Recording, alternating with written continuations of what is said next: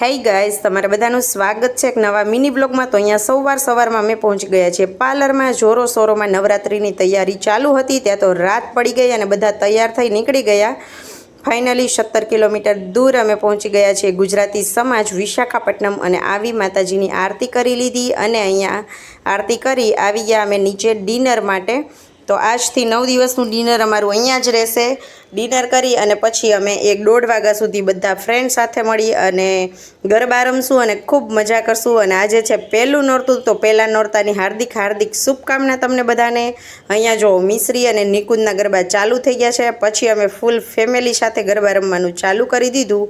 તો આ same vlog આવી ગયો છે આપણી પ્રતીક્ષા ગેવરિયા બ્લોગ નામની ચેનલ છે યુટ્યુબ પર, ત્યાં તમે ફૂલ વિડીયો જોઈ શકો છો। ત્યાર પછી અહીંયા દાંડિયાનો વારો આવી ગયો અને રાતના વાગવા આવ્યા છે 12 કે 12:30 વાગી ગયા છે અને પછી અમે 1 વાગે જવા માટે નીકળી ગયા ઘરે।